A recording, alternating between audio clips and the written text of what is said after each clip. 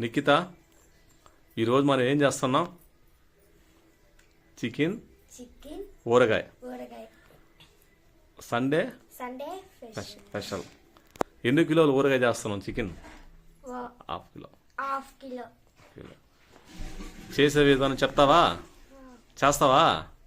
బాగుంటుందా? నోటి చెప్పు. బాగుంటుంది. దానికి కావాల్సిన పదార్థాలు ఏవో చెప్పు. ఎంత ఇది చికెను? అరకిలో చికెను బాగా ఉడకబెట్టి నీళ్ళంతా అయిపోయిన వరకు దాన్ని ఉంచాలి. అలాగే అయిపోయింది. తర్వాత నెక్స్ట్ దాంట్లోకి ఏం కావాల్సింది? ఉప్పు ఎన్ని స్పూన్లు? 1 స్పూన్ ఉప్పు. ధనియాల పొడి 2 స్పూన్. నిమ్మకాయ 2 నిమ్మకాయ. ఇది అల్లం వెల్లుల్లి పేస్ట్ 2 స్పూన్లు.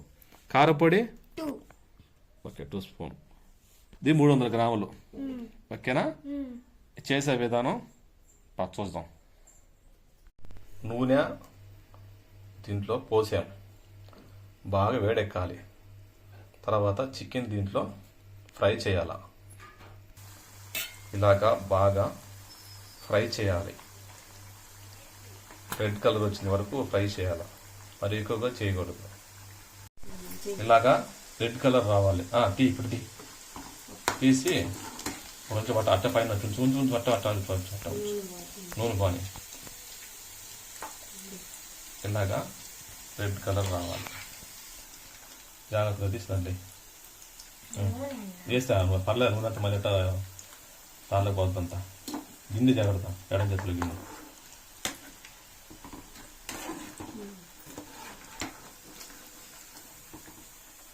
ఇలాగా బాగా ఫ్రై అవ్వాలి.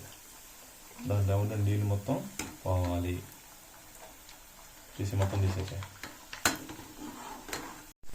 బాగా ఇలా ఫ్రై చేయాలి. రెడ్ కలర్ లాగా వచ్చేలా చేయాలి. రెడ్ కలర్ వచ్చిందా? కొంచెం ఎత్తి చూడు, ఒక ముక్క ఎత్తి చూడు. వచ్చిందా? ఓకే. చిన్నగా తీసేసి.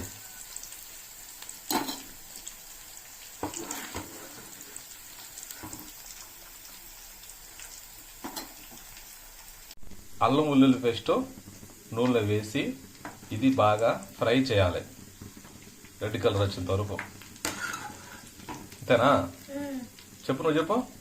అల్లం వెల్లుల్లి పేస్ట్ రెడ్ కలర్ లాగా బాగా వేయించుకోవాలి. బాగా చెప్పింది నిఖిత. ఇది చేసేది నిఖిత. ఇలాగా బాగా కలర్ మారిందాకా ఫ్రై చేయాలి. చూపించు, వీడియో చూపించు. బాగా ఫ్రై అయిందా? బాగా కలర్ వచ్చిందా? సరే, లోపలేసి నూనె వేసేసి ఇంక దీన్ని తీసేసేయాల. చేసేది నిఖిత. చికెన్ ఊరగాయ ఇలా ఫ్రై చేసుకొని తర్వాత ఎయ్ అల్లం ఉల్లిలో ఇది ఫ్రై పేస్ట్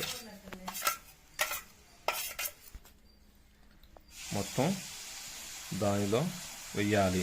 అల్లం ఉల్లిపాయ పేస్ట్. తర్వాత ధనియాల పొడి మొత్తం వేసేసి.